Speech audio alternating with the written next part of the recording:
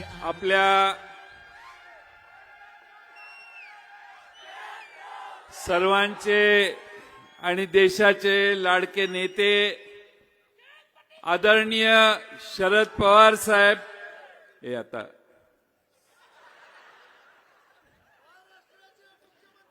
गप्पच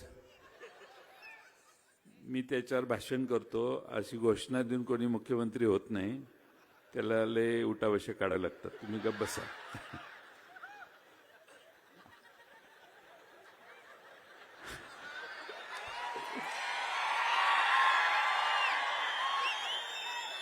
आदरणीय माजी खासदार आणि राज्यपाल माजी श्रीनिवास पाटील साहेब, ज्यांची अमोघ वाणी सगळ्या महाराष्ट्रभर फिरून आज आपल्या इस्लामपुरात आली, ते आपल्या सर्वांचे लाडके खासदार अमोल कोल्हे साहेब. लोकांच्यातला माणूस कसा असतो आणि लोक आपल्यातला माणूस कसा उचलून धरतात आणि सगळ्या ताकदीच्या विरोधी माणसं एकत्रित झाली तर माणूस कसा निवडून येतो, याचं चित्र महाराष्ट्राला आणि देशाला दाखवणारे खासदार निलेश लंके साहेब. आपल्या निर्णयाने महाराष्ट्रात एक वेगळा भूकंप करून बदल करण्यासाठी राष्ट्रवादीची साथ विजयसिंह मोहिते पाटील साहेबांच्या नेतृत्वाखाली ज्यांनी धरली ते खासदार धैर्यशील मोहिते पाटील, आमचे सहकारी माजी मंत्री बाळासाहेब पाटील. आपण ज्यांचं भाषण ऐकलं मगाशी ते उत्तम जानकर साहेब, आमचे ज्येष्ठ मार्गदर्शक शिवाजीराव नाईक साहेब, आमच्या आमदार सुमनताई पाटील, मानसिंगराव नाईक, मेहबूब शेख, नितेश कराळे, सुनील गव्हाणे, नारायण आबा पाटील, प्रकाश गजबिये माजी आमदार, नागेश फाटे, पंडितराव कांबळे, राजू आवळे आमदार माजी, कोल्हापूर जिल्ह्याचे अध्यक्ष व्ही पाटील साहेब, बाबासाहेब जाधव, आपल्या जिल्ह्याचे अध्यक्ष देवराज पाटील, सर्वच व्यासपीठावरील पक्षाचे सर्व पदाधिकारी आणि मगासपासून सगळ्यांचीच नावं घेतली तर परत पाऊस येईल म्हणून मी व्यासपीठावरील आपल्या तालुक्यातील जिल्ह्यातील सगळ्याच मान्यवर आणि बंधू भगिनींनो आज महाराष्ट्रभर फिरून इस्लामपूरला आपण या शिवस्वराज्य यात्रेची या ठिकाणी शेवटची सभा घेतोय. महाराष्ट्रामध्ये आम्ही 9 तारखेपासून आपल्या शिवनेरीच्या पायथ्याचं दर्शन घेऊन जी सुरुवात केली, 24 दिवस आम्ही या यात्रेत सहभागी झालो. 7365 किलोमीटर, 19 जिल्हे आणि अनेक 100 पेक्षा जास्त तालुक्यांना भेटी दिल्या आणि आपल्या सर्वांच्या समोर आता इथं आलोय. खरं म्हणजे आज ही शेवटची सभा आहे किंवा समारोप आहे असं म्हणण्याची काही आवश्यकता नाहीये. माझ्या मते आम्ही महाराष्ट्रात सगळीकडे जाऊन आल्यावर निवडणूक आयोगाला लक्षात आलं की आता यांचे सगळं काम पूर्ण झालंय आणि म्हणून त्यांनी काल निवडणूक जाहीर झाली आणि त्यामुळं ही प्रारंभ सभा आहे. निवडणूक जाहीर झाल्यानंतर पहिली सभा आहे आणि हा प्रारंभ महाराष्ट्रातील सत्ता परिवर्तनाच्या प्रयत्नाचा आहे, विकसित महाराष्ट्राच्या नव्या पर्वाचा आहे. हा प्रारंभ महाराष्ट्रातल्या सामान्य गोरगरीब जनतेच्या हक्कांच्या लढाईचा आहे. हा प्रारंभ बेरोजगार तरुणांच्या रोजगार मिळवण्याच्यासाठी आहे. हा प्रारंभ महाराष्ट्रातल्या स्त्री संरक्षणाचा आहे. हा प्रारंभ हा महाराष्ट्रातला भ्रष्टाचारापासून मुक्त करण्याचा आहे आणि छत्रपती शिवाजी महाराजांनी घडवलेल्या महाराष्ट्राच्या रक्षणाचा आहे. महाराष्ट्राच्या छत्रपती शिवाजी महाराजांच्या कल्पनेच्या संरक्षणाचा आहे. आम्ही अनेक ठिकाणी गेलो, अनेक अनुभव आम्हाला आले. गडचिरोलीच्या अहेरीला गेलो, आदिवासी कुटुंबांनी आम्हाला जेवायला बोलवलं, त्यांचं जेवण आम्हाला सगळ्यांना घातलं. आम्ही ज्यावेळी सुरुवात केली त्यावेळी शिवनेरीला छत्रपती शिवाजी महाराजांच्या पुतळ्याला हार घालण्याचा कार्यक्रम सुरू व्हायच्या आधी पहिल्यांदा हार घालायला गेलो. तर मी, मेहबूब, डॉक्टर अमोल कोल्हे, आम्ही सगळे त्या क्रेनमध्ये होतो. त्या क्रेनचा आमची ॲडजस्टमेंट जरा चुकली आणि क्रेन खाली पडायला लागली. त्यावेळी वरून खाली पडताना काय होऊ शकतं याची कल्पना देखील त्यावेळी आम्हाला सगळ्यांना आली. आणि त्यामुळे असे अनेक आम्हाला अनुभव आले. अमोल कोल्हे त्यावेळी आम्हाला सगळ्यांना म्हटलेले की शिवशंभूंचा जागर करत असताना बेट्यानो मोठी तपस्या करावी लागते आणि मोठा संघर्ष करावा लागतो. आणि त्या संघर्षाची गेले अनेक दिवस आम्ही सगळ्यांनी तयारी केली आणि आता सगळ्या संघर्षाला महाराष्ट्रात पुन्हा एकदा पवार साहेबांचा राष्ट्रवादी काँग्रेस पक्ष आता संघर्षाला पूर्णपणाने तयार झालेला आहे. खरं म्हणजे आम्ही सगळ्यांनाच भेटत असताना पक्ष फुटला त्यावेळी आम्हाला हिणवलं जायचं की आता कोण राहिलं नाही, सगळे तिकडे गेले, तुम्हाला प्रचाराला तरी माणसं मिळतील का, अशी आम्हाला आमची अवहेलना करायला केली जायची. पण महाराष्ट्रामध्ये शरद पवार नावाच्या व्यक्तिमत्वाचं एक वेगळंच असं वलय आहे. महाराष्ट्रातल्या कुठल्याही कानाकोपऱ्यात आम्ही गेलो तर प्रचंड मोठ्या प्रमाणात आम्हा सगळ्यांचं स्वागत केलं. असा जिल्हा आणि तालुका नाही की ज्या ठिकाणी पवार साहेबांना मानणारे कार्यकर्ते नाहीत, कार्यकर्त्यांचा संच नाही. आणि म्हणून आमच्या शिवस्वराज्य यात्रेत अनेकांनी रांगा लावल्या. एका मतदारसंघात कुणाला उभा करायचं असं प्रश्न पडायचा.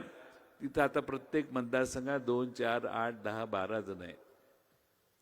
एका मतदारसंघात तर विक्रम आहे, 30 जणांची मागणी आहे आम्हाला उमेदवार करा म्हणून. त्यामुळे आता उमेदवार निवडण्याचं काम उद्या परवापासून सुरू होणार आहे. पण महाराष्ट्रातलं चित्र विधानसभेचं मित्रांनो सकारात्मक आहे. हे सरकार बदलण्याची मानसिकता महाराष्ट्रातल्या जनतेची आहे याची आम्हा सगळ्यांना खात्री झालेली आहे. महाराष्ट्राची आर्थिक परिस्थिती पूर्ण ढासळलेली आहे. तिजोरीचा बोजवारा उडालेला आहे. विकासाचा दर 9.4% आता 7.5% खाली आलेला आहे. कृषी क्षेत्रात महाराष्ट्र 6व्या क्रमांकावर खाली घसरलेला आहे. 10 वर्षात 2-2.25 लाख कोटी रुपयाचं कर्ज आता 8 लाख कोटीवर गेलेलं आहे. काल परवा रिझर्व्ह बँकेत अर्ज राज्य सरकारने केलाय, आम्हाला 1.25 लाख कोटी रुपयाचं आणखीन कर्ज पाहिजे डिसेंबर अखेर, दर आठवड्याला 5,000, 6,000, 4,000 कोटी रुपयाचं. आणि म्हणून हे सत्तेतनं जातील त्यावेळी महाराष्ट्राच्या डोसक्यावर जवळपास 9.25 लाख कोटी रुपयाचं कर्ज ही लोक करून जातील. आणि त्यामुळं महाराष्ट्रात व्याज दरवर्षी 23,000 कोटी रुपये भरत होतो, आता 60,000 कोटी रुपये फक्त व्याजाला परतफेडीसाठी आपल्या महाराष्ट्र सरकारचे जाणार आहेत. आणि म्हणून या महाराष्ट्रात आर्थिक परिस्थिती दुरुस्त करण्याचं आव्हान देखील आमची महाविकास आघाडी स्वीकारेल असा मला ठामपणाने विश्वास आहे. कायदा व सुव्यवस्थेचं काय सांगायचं. पूर्वी सिनेमात बघायचो विलन यायचा आणि पोलीस स्टेशनमध्ये जाऊन गोळीबार करायचा. आता आमदार पोलीस स्टेशनमध्ये गेला कल्याणच्या भागात आणि आमदाराने गोळीबार केला. म्हणजे गुंडांची गरज नाही, आता यांच्या जवळ बसलेली माणसंच आता गोळीबार करायला लागली. काल परवा आपल्या सर्वांना माहिती आहे की ज्या पद्धतीनं कोकणातले एक आमदार म्हणतात, त्यांनी सांगितलं की आम्ही पोलिसांची अशा ठिकाणी बदली करू की त्याच्या बायकोचाही त्याला फोन लागणार नाही. पोलिसांची मानसिकता बिघडवण्याचं पाप हे या सरकारने केलेलं आहे. माझा बॉस सागर बंगल्यावर बसलाय, असं सारखं सांगून पोलिसांना धमकावणारे आमदार देखील सत्तारूढ पक्षात आहेत, हे मित्रांनो तुम्हाला विसरता येणार नाही. काल परवा बाबा सिद्दीकींना गोळ्या घालून मारण्यात आल्या. Y+ सुरक्षितता त्यांना. माजी मंत्री राज्याचे स्वतःच्याच कार्यालयाच्या बाहेर काही लोकांनी येऊन गोळ्या घातल्या. ते खाली पडले तरी सुरक्षा रक्षकाला कळलं नाही की ज्याच्या संरक्षणासाठी आपल्याला नेमले त्याचा खून झालाय. हे खाली पडल्यावर कोसळल्यानंतर देखील काही क्षण त्यांना कळलं नाही. ही आज राज्यातली कायदा व सुव्यवस्थेची अवस्था आहे. आणि म्हणून जनता तरी सुरक्षित राहणार का, हा सामान्य माणसाला आज मनात प्रश्न पडायला लागलाय. प्रशासनाची पूर्ण फेल्युअर महाराष्ट्रात झालेला आहे. आणि त्यामुळं जनतेला वाटतं की एक फुल आणि 2 हाफ करतात तरी काय. ज्यांच्या जीवावर आमची लाडकी बहीण म्हणते की काहीतरी करतील, त्याच बहिणीचा आता प्रश्न आहे, अरे माझा एक फुल भाऊ आणि 2 हाफ भाऊ माझं संरक्षण करायला जर कमी पडत असतील तर त्यांच्याकडून घ्यायचं तरी कशाला. आणि म्हणून आपल्या सर्वांना माझी विनंती आहे की बदलापूरमध्ये चिमुरडीवर अत्याचार झाला, पोलीस केस घेतली नाही. शाळेला वाचवण्याचे प्रयत्न झाले, शेवटी त्याला पकडल्यानंतर त्या शाळेचे चालक फरार होते. ते यांना सापडत नव्हते. कोर्टाने सांगितलं, रे करताय काय पोलिसांनो, तुम्हाला गुन्हेगार सापडत नाही, काय चाललंय. आणि मग कोर्टाने धमकावल्या. दुसऱ्या दिवशी त्यांना पकडण्याचं काम झालं. पण मित्रांनो, महाराष्ट्रातल्या कायदा व सुव्यवस्थेची परिस्थिती प्रचंड बिघडलेली आहे. आणि त्यामुळं आपल्या सगळ्यांना या महाराष्ट्रात पुन्हा महाराष्ट्र जागेवर आणण्याचं काम भविष्य काळात करायचंय. आणि त्यामुळं माझी आपणा सर्वांना विनंती आहे की आपल्या महाराष्ट्रभर मध्ये काही बैठका, काही सभा झाल्या सत्तारूढ पक्षाच्या. आणि महाराष्ट्रामध्ये एक नरेटिव्ह सांगण्याचं काम ते करत होते की आम्ही फार चांगल्या तुमच्यासाठी योजना केलेल्या आहेत लाडक्या बहिणींनो, पण आम्ही जर सत्तेवर आलो नाही, आमच्या चिन्हाच्या समोर तुम्ही बटन दाबलं नाही तर या सगळ्या योजना बंद होतील, असं सत्तेत बसणारी लोक सांगतात. पण मी आपल्याला जबाबदारीनं सांगतो, एखादी योजना काढायची असेल, अर्थसंकल्पात जाहीर करायची असेल तर त्याला हेडची निर्मिती करावी लागते. हेड करावा लागतो तयार. त्या शीर्षकाखाली त्याचे पैसे लेखाशीर्षक काढावं लागतं. लेखाशीर्षात त्याचे पैसे धरावे लागतात, म्हणजे ती योजना कायम चालते. या सत्तेत बसणाऱ्या सरकारने आज अखेर सीएजीला आणि अकाउंट्स डिपार्टमेंट ट्रेजरीने अजूनही लेखाशीर्षक काढलेलं नाही. म्हणजे त्यांना माहिती आहे की एवढे महिना 1.5 महिना काढायचा आहे.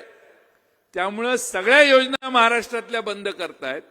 पंडित कांबळे आमच्या महाराष्ट्रावर फिरून हे सांगतायत की सामाजिक न्याय, मागासवर्गीयांचे पैसे बंद केले आणि यांनी इकडे वळवले.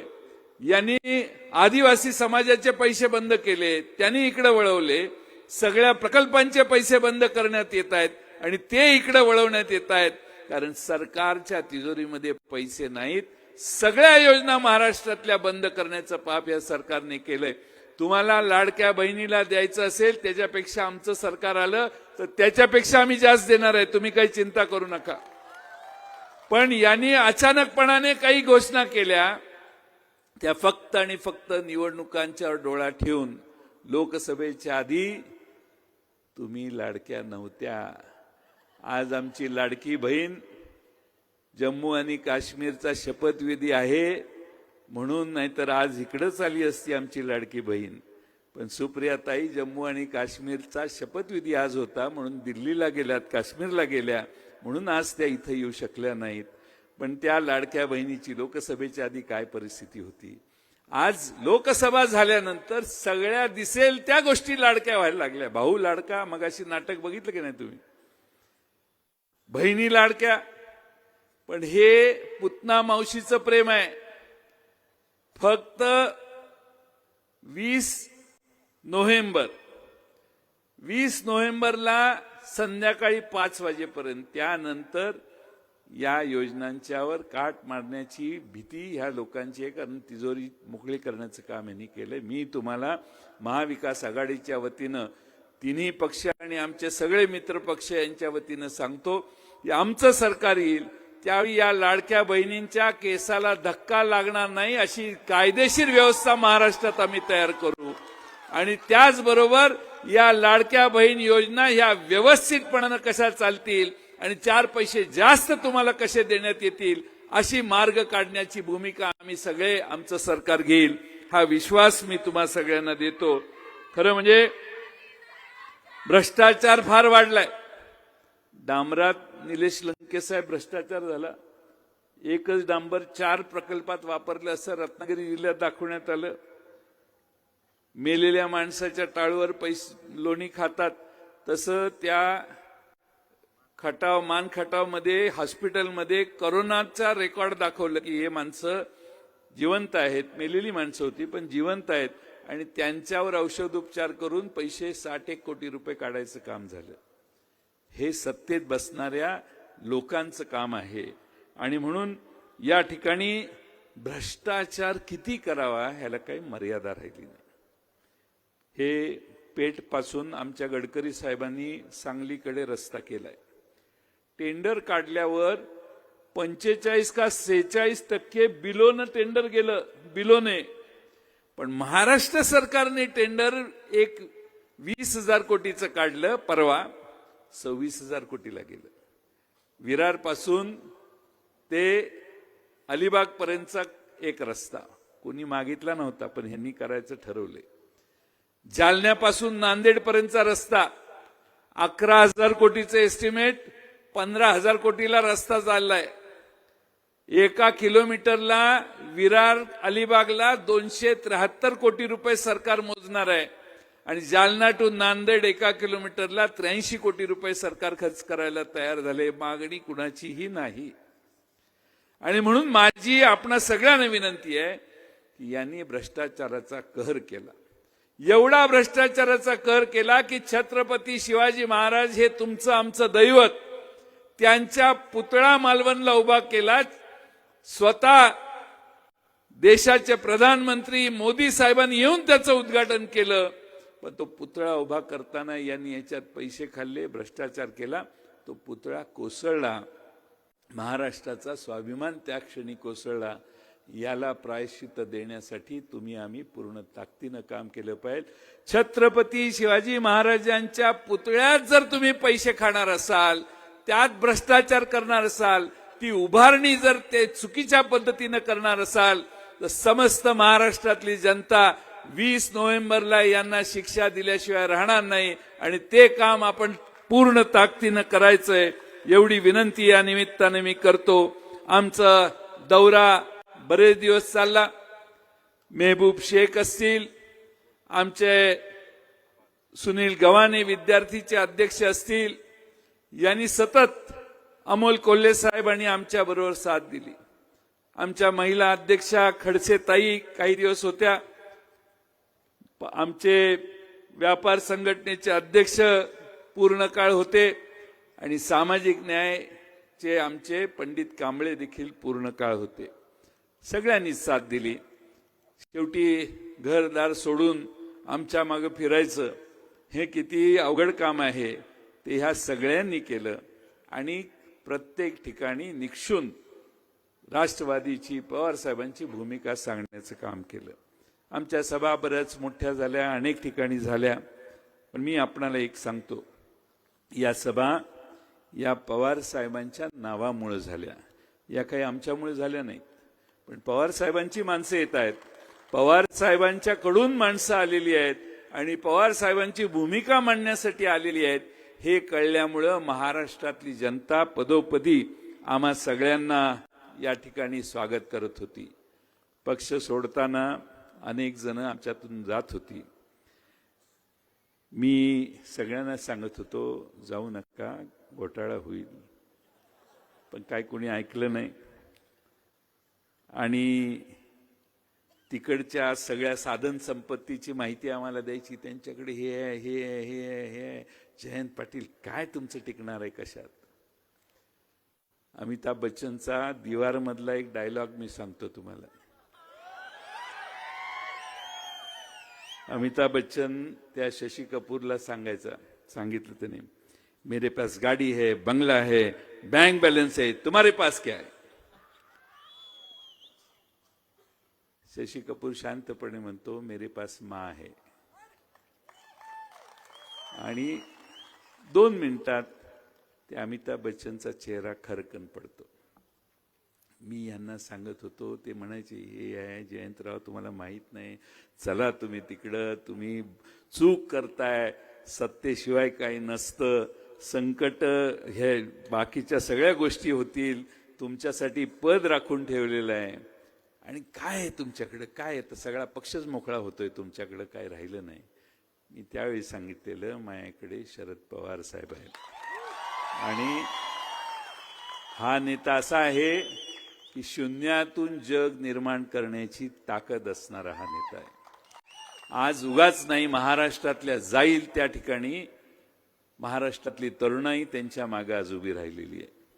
84 वर्षाचा योद्धा या डिसेंबरला 85व्या वर्षात पदार्पण करेल.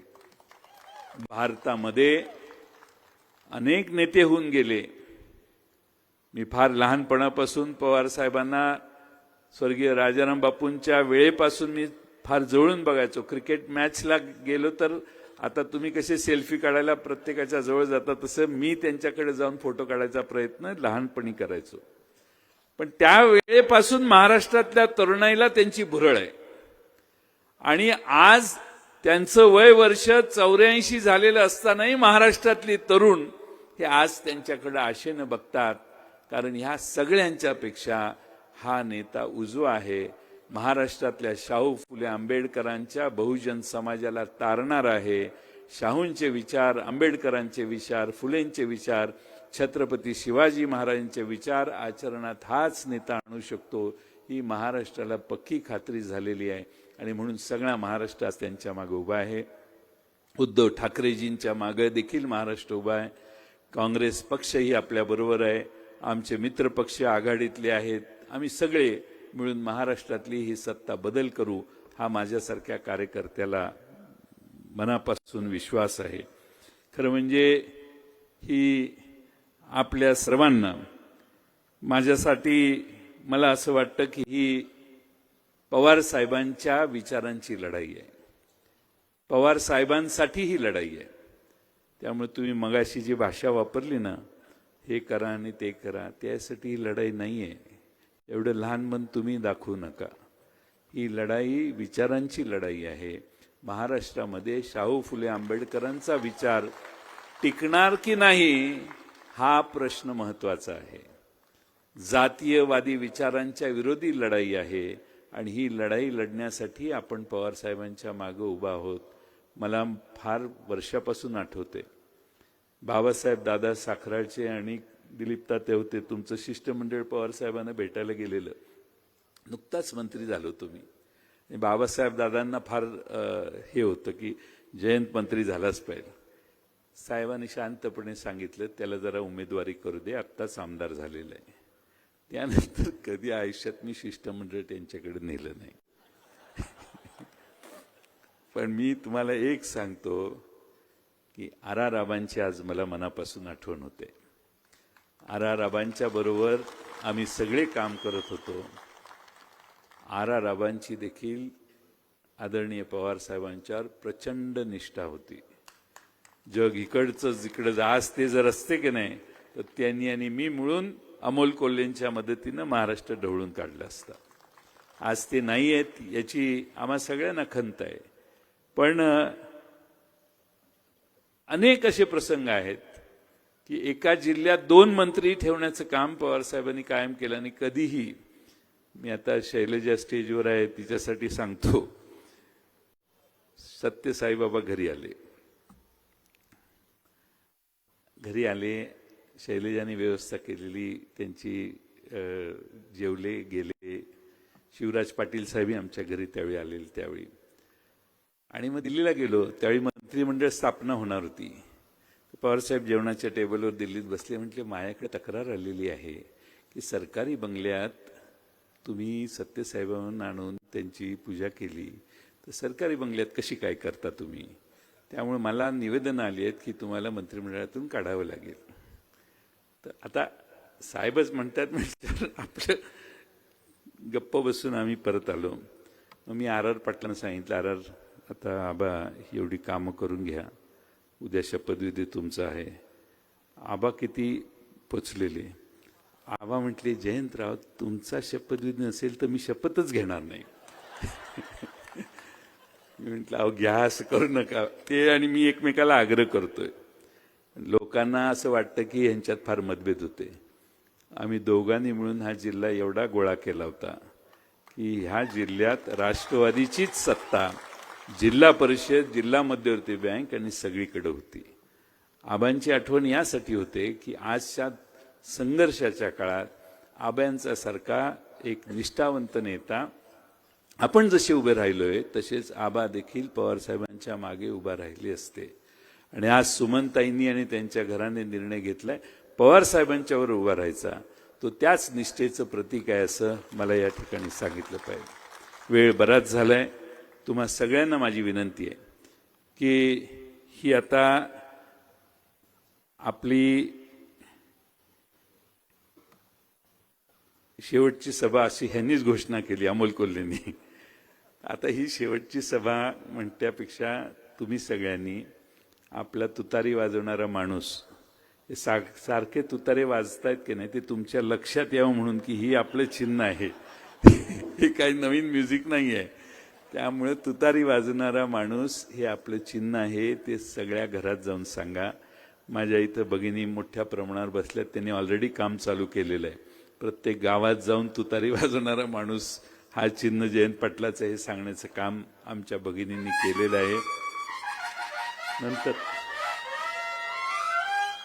तुम्हाला कळ काढू नका आता, पण आपल्या सर्वांना हे चिन्ह आपल्याला मिळालं. ते मिळाल्यावर पवारसाहेब स्वतः रायगडावर आले. डॉक्टर अमोल कोल्हेंच्या उपस्थितीमध्ये, सुप्रियाताईंच्या उपस्थितीमध्ये आम्ही हे तुतारी वाजवणारं चिन्ह हे छत्रपती शिवाजी महाराजांच्या पायावर ठेवलं आणि तिथे शपथ घेतली की हा महाराष्ट्र पुन्हा एकदा छत्रपती शिवाजी महाराजांच्या विचारावर आणायचा प्रयत्न आम्ही करू, पूर्ण ताकदीनं त्यासाठी काम करू. आणि ते काम आता आपलं सुरू झालंय. माझी जबाबदारी तुम्हीच घ्यायची आहे. आणि लंकेसाहेब,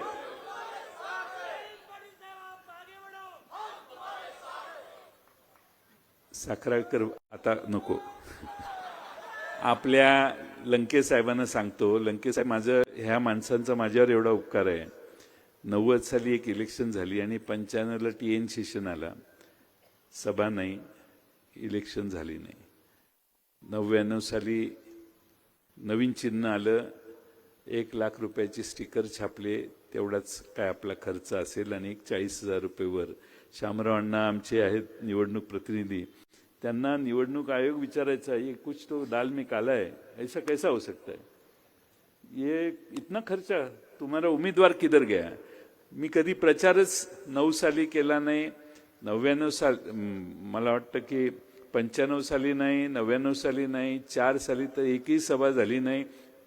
मी सगळ्या सभा शेवटच्या हसन मुश्रीफांच्या मतदारसंघात घ्यायचो, कागलला. शेवटची सभा माझी तिकडे असायची. मागच्या वेळी स्वतः ND पाटील साहेब, पाऊस पडत होता त्यावेळी माझ्या सभेला इस्लामपुरात आले, म्हणून त्यांना सांगून गडबडीत पुढे आलो. आणि ND पाटील साहेबांचं भाषण संपता 6 वाजता त्यांच्या मागे येऊन उभा राहिलो, कारण ते स्वतःहून येऊन त्यांनी सभा घेतली. पण महाराष्ट्रामध्ये असा मतदारसंघ लंकेसाहेब मिळणार नाही की मी प्रचाराची सभा न घेता मला ही माणसं एकदा नाही 7 वेळा निवडून देत आली.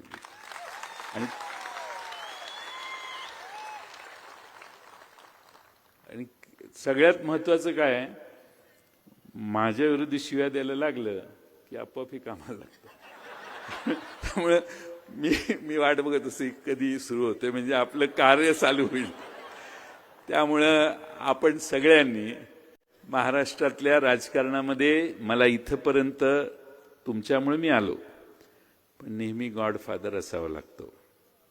तो गॉडफादर मिळाला तर प्रगती होते, आणि माझा गॉडफादर माझ्या मागं बसलेला आहे. एकदाही कधीही मी अमोल कोल्हेंना अनेक वेळा सांगितलं, साहेब आता ह्याच्यानंतर काय करणार मी तुम्हाला सांगू शकतो म्हटलं. सांगण्याचा मुद्दा की मला इतकं शिकायला मिळालं राजकारणात, वागायचं कसं, बोलायचं कसं, सामान्य माणसाशी संबंध कसा ठेवायचा. महाराष्ट्रातल्या प्रत्येक कार्यकर्त्यांनी देशात पवार साहेबांना पंतप्रधान पदापर्यंत जाता नाही आलं, राजकारणात वेगळे प्रश्न असतात, पण त्यांच्यासारखा नेता भारतभर दुसरा नाही अशी माझी ठाम समजूत आहे. आणि म्हणून आज तुम्हा सर्वांच्या साक्षीनं ते या ठिकाणी आले. त्यांनी वेळात वेळ काढून या कार्यक्रमाला उपस्थिती दाखवली. आता प्रचाराची सभा आपली आज झाली आहे असं समजा, पण अर्ज मी अजून उमेदवार नाही झालेलो. मी अर्ज 24 तारखेला गुरुपुष्प नक्षत्रावर भरायचं बहुतेक ठरलेलं आहे. आणि मी ज्यावेळी मुहूर्त बघतो त्यावेळी पवार साहेबांना आवडत नाही काय, तर बहुतेक 24 तारीख ठरेल. पण त्यानंतर त्या दिवशी एकदा आपण जमलं तर भेटू, ज्यांना शक्य असेल त्यांनी. आणि त्यानंतर मला महाराष्ट्रात फिरावं लागणार आहे.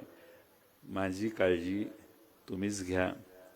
महाराष्ट्रातनं अनेक लोक माझ्यावर प्रेम व्यक्त करण्यासाठी इथे येणार आहे, त्याची मला चांगली कल्पना आहे. सर्व मार्गाचा अवलंब होईल, टोकाचे प्रयत्न होतील. त्या सगळ्या प्रयत्नाला तुम्ही सगळे पुरून उराल असा मला विश्वास आहे. मला जर मध्ये फुरसत मिळाली तर एखादी चक्कर इकडं तिकडं टाकायचा प्रयत्न करेन. पण आपल्या सर्वांना माझी विनंती आहे की इथं आपले बोधिरत्न बनते ज्योतिरत्न संभाजीनगरही या कार्यक्रमासाठी आले, त्यांचे मी आभार मानतो.